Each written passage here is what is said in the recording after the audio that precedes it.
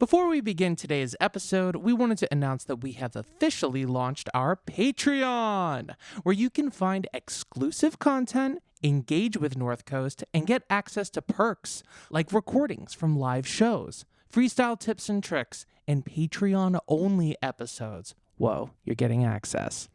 For top-tier patrons, we'll even have pre-order links for live events and virtual freestyle lessons. Sign me up. So visit patreon.com/North Coast Podcast and help your favorite hip-hop improv team thrive.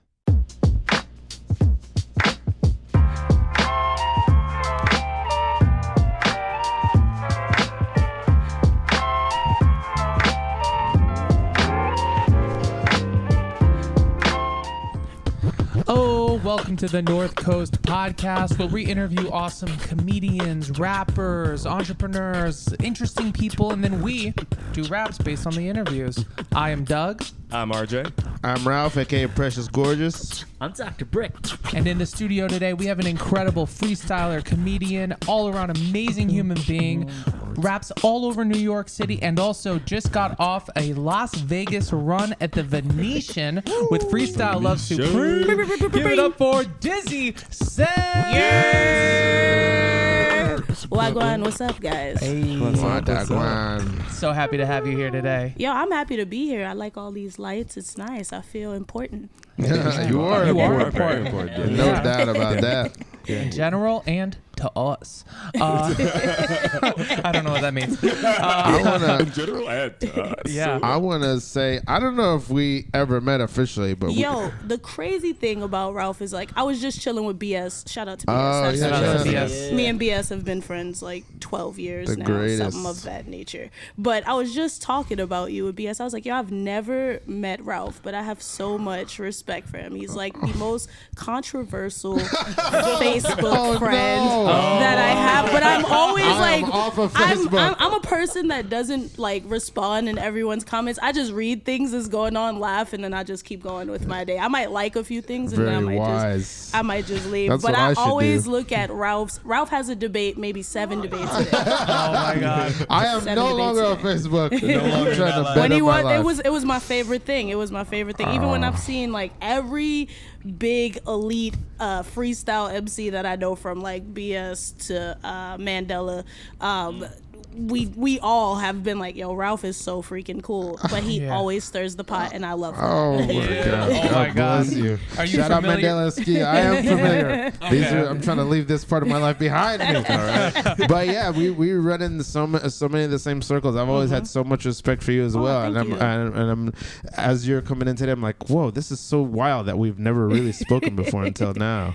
Yeah, we have so many mutual friends. But what I wanted to ask is, I didn't know that you had an acting or a comedy background. I do not. Oh. So freestyle, and then how did you get into, So acting comedy? I actually got into Freestyle Love Supreme from my amazing friend Kayla Milady. Kayla, Shout out. Me and Kayla, both mutual friends because of the great King Luck. Luck actually gave me my first paid battle opportunities when I was about 16, 17, and I met Kayla maybe a few months after that, and we've been friends ever since. So most of my big gigs that I have done, Kayla has called me up for. So she's trailblazer. She's called me up for, like, Trailblazer. even people in the beatbox community, we all were just friends as teenagers. So now we just feel like we get to be on stage with our best friends and shit. So I love that. How did you, just going back real quick, it's kind of like a chronological type of thing. How did you get into freestyling and battle rapping anyway? And how did you get into hip hop? I've been rapping since I was 3. My dad was a DJ. My mom was like, she always managed artists. So that was a big thing. My family was super musical. My brother's dad was producing for Mary J. Blige at the time. Oh, shit. So it was like normal for everyone to do music in my family. And I was actually the only rapper. And since my mom and my dad had both been around terrific rappers, I would be spitting these raps and they'd be like, that's all right. Ooh, and you were like, let me. So when I started battling, like, and anyone can tell you this, I started battling, I came into the scene, I would do competitions and I would win them each time I was in them. Like, I would do them for the first time and they'd be like, damn, she just won that again, and this one. And I would do like one each week.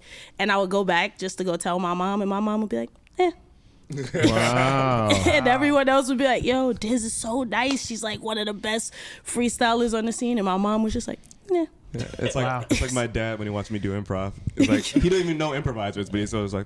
So, Damn. as far as like getting into Freestyle Love Supreme, I actually had came with my friend Jake Rich and Rabbi Darkside. We were all watching the show together. I had just went to go support Kayla because I was like, oh man, I've been meaning to see this show just to support Kay. And after the show was over, she was just like, yo, you like the show? And I was like, yeah, man, I didn't even know Wayne Brady was in this show. Like, he was the mic too when I was there. And I was like, man, I would definitely do something like this. And she was like, yo, you would do something like this? And I was like, yeah. She was like, great, I've referred you already, so they should be calling you. Hell yeah. And then 2 weeks after, they called me for auditions. I went through the audition process, and I actually didn't get called back for the tour at first. Okay. Shout out to Jay Ellis, Morgan Riley, and I'm trying to think who else got it. I think Mark Martin got in at that time, but like all of my homies, I got called back for it. James Russian as well. Yep, on the keys. super crushed. I was like, damn. I was happy for my homies, but I was like, damn, I didn't get it. And then I went into the academy, and right as I was graduating academy, Anissa Folds had got called for Trading Places, and me and Nisa are super homies, and they were just like, yo, Dizz, we need you to sub for Nice. And I was just like, subbing for Nice is crazy because she's like a quadruple threat. Yeah. But I was totally down to do it. And then, yeah, that's kind of how I got in the cast. Hell yeah. When you subbed for Nice that first time, like when you stepped onto that stage with everyone, like in front of the live crowd, what was going through your head at that time? Like, how was what were the emotions? Oh, that I had to kill it. It was like any other situation that I had been in. It's like, it's just another stage with more people on the other side of the stage. Gotcha. So it was like, I haven't been a new kid in a freestyle world in years. Wow. And even though like I've been rapping since I was younger, when I got into battles and competitions, I was the youngest person rapping in them and the youngest woman or lack thereof, because there was no women in some of those situations. So for me, it was just like, yay, I get to be a new kid at something. So then I just like wholeheartedly fell into improv and acting, and I was just always naturally funny. Yeah. That's awesome. Wow. So for you, it's been just like a fish in water. You've been like, oh yeah, this is my world. This is like, yeah, like people come after the shows, they get autographs, they're like, oh my God, how long have you been doing like comedy and theater? You look like a natural at it. And I'm like, oh, I just started when I started this gig. Wow. Nice. And do you feel inspired at all now to maybe do more comedy, or are you like specifically FLS? Like, did you get kind of like excited to do more of it? I don't know. I mean, I think I would go into sketch comedy if I ever went like further into comedy. I like sketch comedy. I'm into like Saturday Night Live vibes and Living Color vibes. Yeah. So that has always been something I've just loved to do. I'm a writer. I was doing slam poetry before I was rapping. So writing is something I'll always love to do, no matter what field it is. Awesome. So are you still involved with the slam poetry community here in like New York City? No, actually, I know all of my friends, but I slammed for Urban Word, and then right after that, I jumped full into the rap scene. Yeah. So I'm not going to say I turned my back on them, but I turned my back on them. Yeah. So you just got back from a very exciting place. A place where every day, all day, there's something to do, something to see, eat, take in, hear, whatever. I want to hear some of your Vegas stories, if you don't mind. Is that crazy, or is it? No, man, that's fine. I love Vegas. I think out of all of the places that we traveled to while we did the tour and residency, Vegas is definitely in the top for sure. Mm-hmm. The craziest story I will say I have a couple. So one of my favorite stories, and this is a story I always bring up, is that the first week we were in Vegas, we had to redo one of our games, Pet Peeves, and we had kind of like just redone it into this fun themed game for Vegas called What Happens in Vegas. And we get suggestions from the audience about things they've done in Vegas that they would like to stay in Vegas.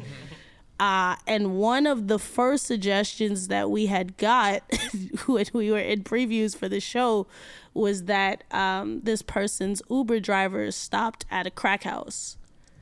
Damn. And that kind of set the tone for what Vegas was gonna be like. Wow. For the rest of the 3 months. That's a good like tagline. there was no, you couldn't really go lower than that, you know? Like it was like, oh, okay, I know we're gonna be doing something like this another time. There was this guy that was like our second chance game star, and he was Santa at a party, and he also had brought the 4 women that he had a foursome with to the show. Damn. And then Hell also yeah. they were all sitting next to him, and he was like Diddy, like just like it was crazy. It was like, wow, Vegas is really strange. You used to call me Uber man, now you call me Ooh.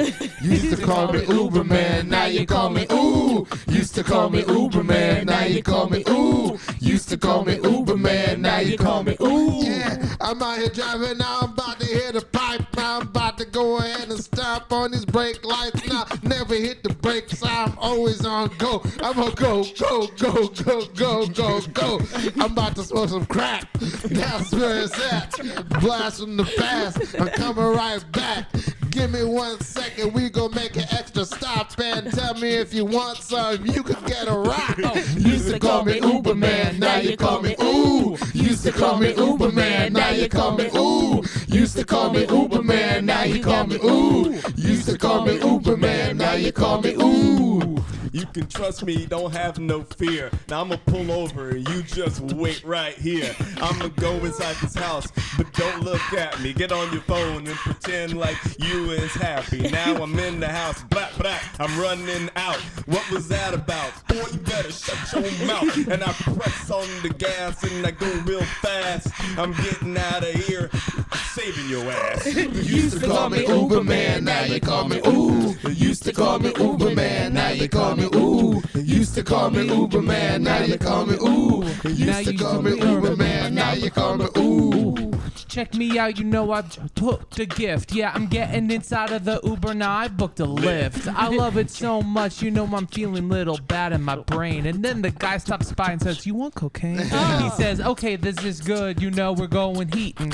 We're gonna go do some cocaine here at the Venetian. But I'm not gonna do it because I got a show tonight. Cause Dizzy about to blow the stage up and she do it right." Used to call me Uber man, now you call me Ooh. Used to call me Uber man, now you call me Ooh. Used to call me Uber man, now you call me Ooh. Used to call me Uber man, now you call me Ooh. So much has happened in my Vegas residency.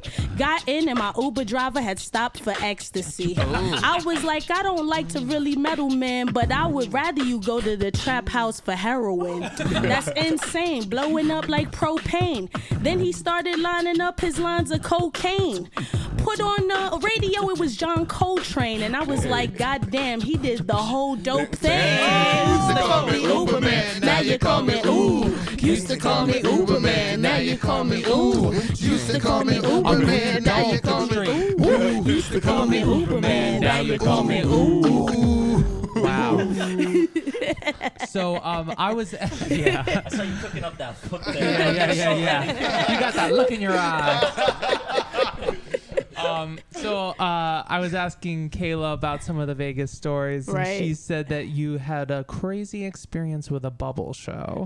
So I don't know what you're comfortable with, but Bubble I was show. curious if you could tell us about a bubble. If you don't want to talk about it, you can tell another story. Yo, so okay, I hate you. I hate you She's so much. mischievous. It's her favorite like story of mine too, because she's never seen me like a kid in a candy shop until she seen me at this bubble show. So we went to see this great variety show named Opium. Shout out to the great homies at Opium. Those are friends of ours. And they went through a bunch of variety acts, which was great. All of them were awesome. But there was this one dude, like James Bond looking guy. He came on, super awesome, swank with the suit. And then he started making these awesome bubbles. Like, it was the greatest thing I've ever seen in my life. Like, he was making like these 90-sided shapes. I'm exaggerating. But with the bubbles, like, and he was just, it was awesome, yo. It was awesome sauce. Wow. Oh, okay. I love it. So he didn't go any deeper or anything like that? I'm imagining like... Nah, we were calling him Bubble Daddy for like a good... Bubble Daddy. He was like, yes, Bubble Daddy. Yeah. Bubble And did with you the also bubble. see Absinthe while you were there? I did see Absinthe. There was my favorite person in Absinthe was Destiny, the aerial performer. She was super duper great. Yeah. She did these amazing tricks, but those were two of my favorite shows in Vegas. Cool. Did you guys go to the arts district at all on like the other side of We town? did go to the arts district. That's we went to Ninja Karaoke for First Fridays, which they have these awesome dance battles. That is crazy. Like, the Vegas dance community is huge. Yeah. It is very large. We were brought there by John Boogs and Milena Eagle. Big shout out to them because those are our homies too. We also went to that Fremont Street experience with the zip lining above you. They have some of the best brisket sandwiches over there if you do go down to Vegas. They also have the historic Heart Attack restaurant with the food that is intentionally made to kill you. Wow. What's an example of something you can get at the Heart Attack restaurant? A heart attack. Did you feel like all of Vegas was designed to give you a heart attack a little bit? I think that it's definitely the true definition of Sin City. Yeah. Right. Any temptation you have, it's there. I think we would always say they should make an Instagram page for the Vegas billboards because it's unreal the things that you kind of see. You could be just driving down the street and it's like, have IBF?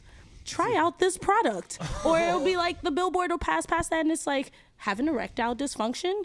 Get same day erectile dysfunction replacement. Same day. Get What's rid the of name? What's the name of that? I'm asking for a friend. Yeah, I wanted to say, I like the bubble story inspires me because I went to Vegas one time 10 years ago. I was there for like a week, and I never wanted to ever go to Vegas in my life. I never thought I would like it, but I was with people who were like living in Vegas. My friend has a theater company out there, and I couldn't believe how wholesome it was because, like, I wonder if you encountered this because the people who live there, they're there all the time, so they're not that impressed by like the strip and you know what I mean. They're kind of in some ways more wholesome than I think everywhere else. I think it depends what part of Vegas you're in, because wholesome is definitely not a word I would use when I'm thinking of the description of my Vegas experience. Yes, yeah. You get what I'm saying? I've seen, I think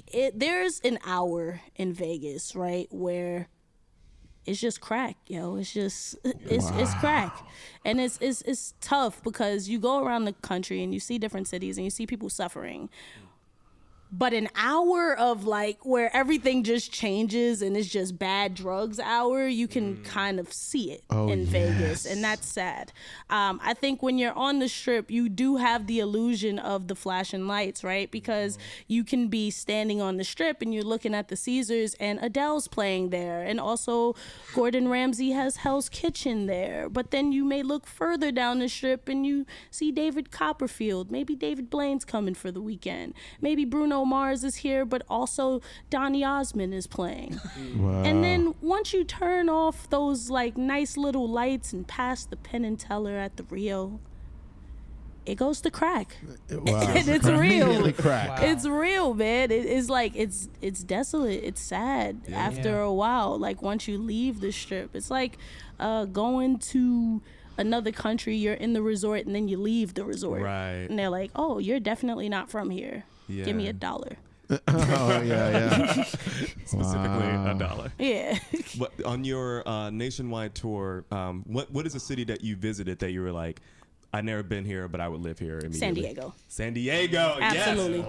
San Diego. Ooh, talk Have you about it, seen please. burritos? San Diego is Oh, the man. first place that me and my fiance had agreed that we'd move to Hell in yeah. our 9 years of being together. Wow. As soon as I stepped off the plane, I called her and I was like, "You're gonna love it here, and I know we're gonna move here." And then she flew like a couple days later, and she was like, "Oh my God, I really do want to move here. Yeah. It's beautiful." Yes.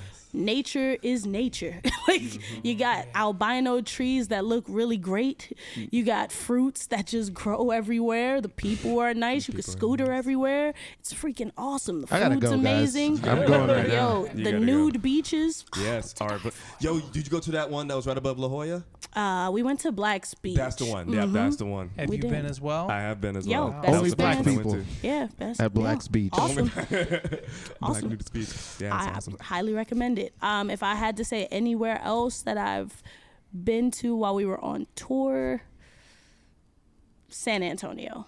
Now that was surprising to me. It is surprising to I've me been too. there You know, once. when we went to San Antonio, the weather was great. I actually love Texas. I mean, you know, despite the parts I shouldn't love about Texas, obviously, but I love Texas. Austin is another place I would move to. We didn't go to Austin on the tour, but I've been to Austin, so Yeah. I'd totally move to Austin or Houston, either of the two. But San Antonio was beautiful. It was amazing. I mean, it is also haunted, but that's a little mystery, right? Like, if I'm going after women, they got to be a little crazy, right? A little unhinged. So I think They gotta San be a little Antonio had haunted. that little. I was like, oh, it got a little quirk for me. Question. Did you meet Tim Duncan? No. All right. Oh, you did? No. Everyone meets him when they first go to Texas. They shake his But hand. we- I literally, I went there in a van like 2 years ago on my van tour, and I wanted to go there only to try to meet Tim Duncan. We got a flat tire once we crossed into the city limits, and we had to go back. I did not meet Tim Duncan. Damn. I didn't even go to a Spurs game. We were only there for a week. Yeah. Another reason I did want to stay there is because it was shockingly very LGBT plus friendly in San Antonio, Yeah. which shocked me a lot. Yeah. But I went to one of my favorite drag shows I think I've ever been to in San Antonio. Damn. But then right outside of it, they had like a trolley for ghost tours too. So it was like, this city is kind of interesting. I like it. Yeah, that's awesome. That's awesome. I've never thought of San Antonio. I'm from Dallas, born and raised. I've never thought of San Antonio. It was always like where my family lived, so I always just used to go there and go to the suburbs and never actually explore, you know, the city. Shit San like that. Antonio's nice. It's lit. All right. Also a city with scooters. I think any city that has like scooters, I approve of. Yeah. Well, the Bronx has scooters. We got scooters up there right now. Yeah, I'm from the South Bronx. Oh, okay. Oh, okay. Born and raised in the South Bronx, and we're that nice little red line where scooters don't Gotcha. come to. Oh, The gotcha. scooters shut yeah. off right there. As soon as you get to 174th and down, it's like, nope, they still here. Oh, I didn't know that because I'm in Morris Park, so I didn't know Yeah, that. Like, Morris Park yeah. is the north. Yeah. I grew up in the hub, like got the you. 149th Street section. So that is the south of the south of the Yeah. south. But once you know, the north is nice. You got houses in the north. You got gardens, and I got skunks. We do Yeah, have some there are nice some songs. Yeah, I got Nice. Skunk. y'all skunks got a little diddy bop when they walk. It's crazy, and they walk That in skunk's packs. got a little diddy bop, diddy bop, Hey. diddy bop, diddy bop. That skunk's got a little diddy bop, diddy bop, Hey. diddy bop. Ooh. Yo, what's that smell coming near you? Is that a skunk peppy love you? Yeah, he's looking good, yo. He's looking hot. I'm looking at that skunk and he's got a little diddy bop. I really like him. He's got that white stripe down the middle. He's telling little jokes, yo. He's telling little riddles. I really love that skunk. It's so nice. You know you gonna honk when you're in the South Bronx. That skunk's got a little diddy bop, diddy bop, diddy bop, diddy bop. That skunk's got a little diddy bop, diddy bop, diddy bop, diddy bop. That skunk got some junk in the trunk. Man, when that skunk come, he smelling that funk. Oh, that skunk got all this junk in that junk. That skunk got a bump up, a bump up, a bump. When that skunk come in, it's spraying out fumes. When that skunk come in, it is so rude. When that skunk come in, it's waving his tail, and everybody smelling fresh as hell. That skunk's got a little diddy bop, diddy bop, diddy bop, diddy bop. That skunk's got a little diddy bop, diddy bop, diddy bop, diddy bop.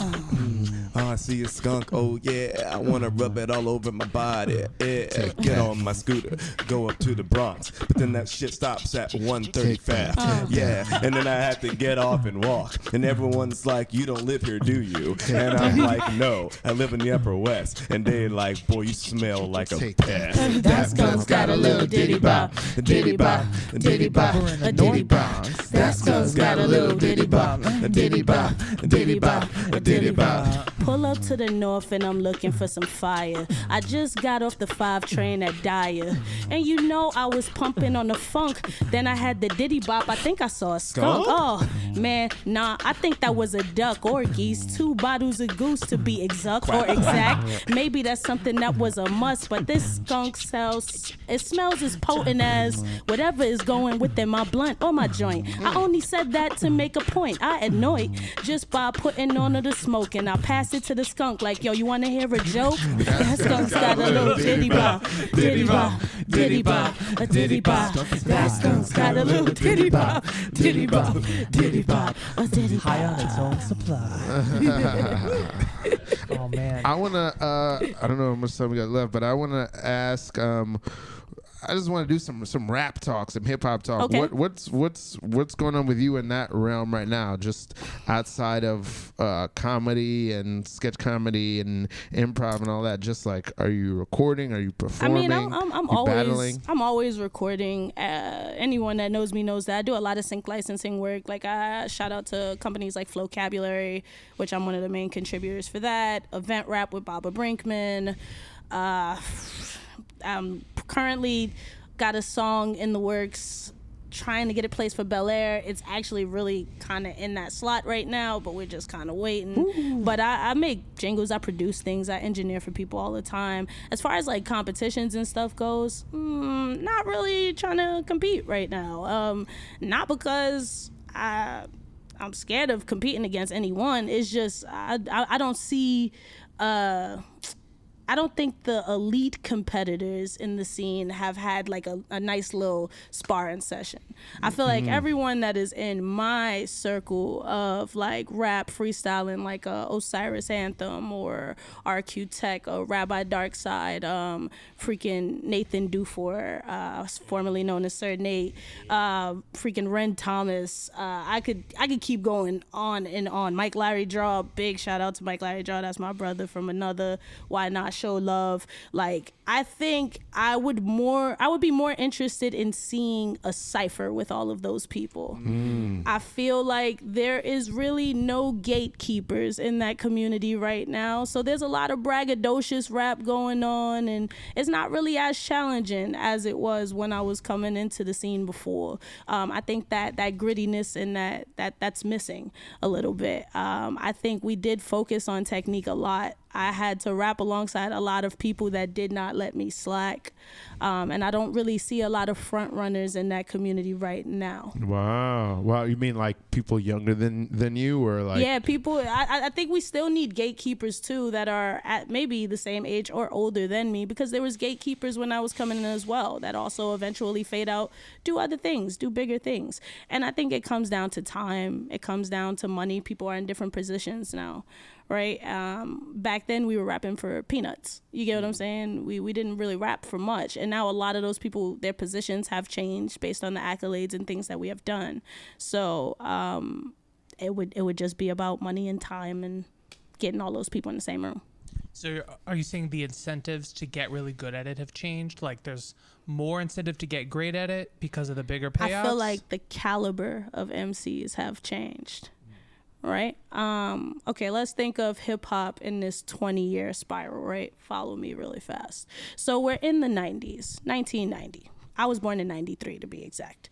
So we're in the 1990s, and during that era, we have a whole bunch of rap squads and rap posses because they're doing the strength in numbers concept, but also doing the imitation of like gangster rap, and also just these Italian gangsters sort of imagery in hip hop during this time in the 90s, because they were picking up influences from the 70s and the strength in numbers concept in the 70s. You get to the 2000s and you get like this kind of 80s reference with the loud colors that are bright and really vibrant. You come out with a lot of dance music like You Are a Jerk, and the Soulja Boy era kind of does commence, right?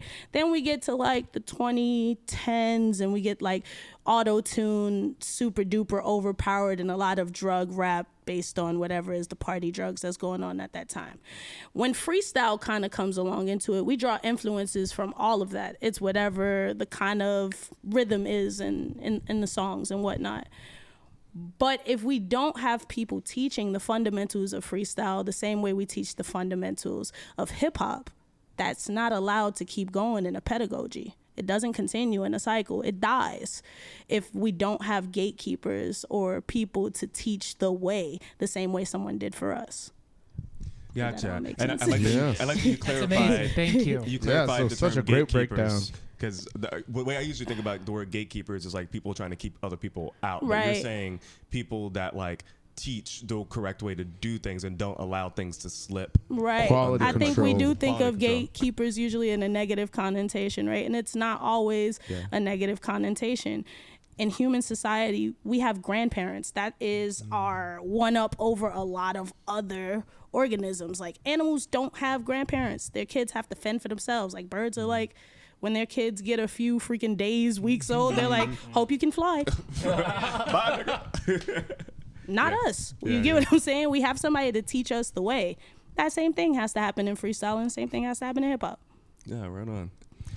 But Amazing. what you had another question? Oh no, I was just saying that's amazing. That's such an amazing, dope breakdown. Have you ever thought about yourself like teaching? I've been teaching. I've taken a couple of people under my wing over the years and brought them alongside with me. Some people stopped rapping. Some people are still rapping now and doing better things. I think when it comes down to me, I've always prioritized others before my own craft. And this is kind of the first time that I'm prioritizing me. And with me prioritizing me, I end up touring and doing residency. So this time I'm kind of just looking out for Dizz right now and the Yeah. Hell people yeah. that have always been linked with me, and making sure that that stays fruitful and keeps growing, and that we have something to be able to have for the next generation. Because I know that we're already dope at what we do. It's taken a lot of years. Like, if all the people I've mentioned in this entire interview, we've known each other 10, 15 years, and we're all just getting to work with each other now. Yep. That's what's up. It is what it is. Are you looking out for Dizz? It is what it is. Are you looking out for Dizz? Yep. It is what it is. And you're looking out for Dizz. I am. It is what it is. When you're looking out for Dizz. Dizz. Yeah, you know you're Dizzy. You gotta have so much fun. Looking out for Ichiban. Yeah, that is number one. Looking out for the person that brings the checks. And you know you gotta look at yourself and reflect. Yeah, in the rap game we need to have some gatekeepers. Understand different things. Ray Leaper, what the fuck? It don't really matter. And if I had Dizzy teaching me, yeah, that would be a flatterer. It is what it is when you're looking out for Dizz. It is what it is when you're looking out for Dizz. It is what it is when you're looking out for Dizz. Looking out for Dizz, getting biz. Go ahead, yeah. Taking all the kids that we getting really big and looking out for Dizz, and you're looking out for disaster. Looking out for Dizz, and you become a master. Looking out for Dizz, and we walk like this, and we rap like this, and we get really big, and we get really fresh, and we get really strong, and we gon' freestyle. Plus we know how to make a song. It is what it is when you're looking out for Dizz. It is what it is when you're looking out for Dizz. It is what it is when you're looking out for Dizz. It is what it is when you're looking out for Dizz. Coming in, rhymes delicioso. Yeah, Dizz got that virtuoso. Coming in, sweeter than lemonade. Rhymes so dang good, you know it's been a decade since her and her friends got to work together. But now this is the perfect time, it's the perfect weather. But you gotta put some of those projects on the shelf because you know Dizz is looking out for herself. It is what it is when you're looking out for Dizz. It is what it is when you're looking out for Dizz. It is what it is when you're looking out for Dizz. It is what it is when you're looking out for Dizz. Looking looking out for Dizz off the strength, off the muscle. Since a little kid, I just knew I had to hustle. Came from the South Bronx, that's a lot of struggles and a lot of lack of options that could put me into trouble. Now I don't know when I just reminisce. Right now I'm getting money with me and my clique. That's from FLS and to everyone that know me. And as long as they know Dizz, they know I've been an OG. It is what it is when you're looking out for Dizz. It is what it is when you're looking out for Dizz. It is what it is when you're looking out for Dizz. It is what it is when you're looking out for Dizz. Hey, thank you so much for coming on the North Coast podcast. Absolutely. This is so fun. Where can people follow you, Dizzy? Huh? Where can people follow you? Oh yeah, feelingdizzy.wave on Instagram. That would be the best place to find me for right now. My website is down because I'm down right now. No, I'm just got real sad, right? No, Instagram is just the best place to reach me. I'm not really one of those Hollywood people. I respond to anybody, so awesome. I take all collabs. I take checks, cash, food stamps, sour power straws, and sour patch watermelons. Yes. I love it. That's awesome. Well, thank you so much for coming on the podcast today. Absolutely. Follow us at North Coast NYC for more updates and to listen to this episode. See you soon. Peace. Thank you. Yeah.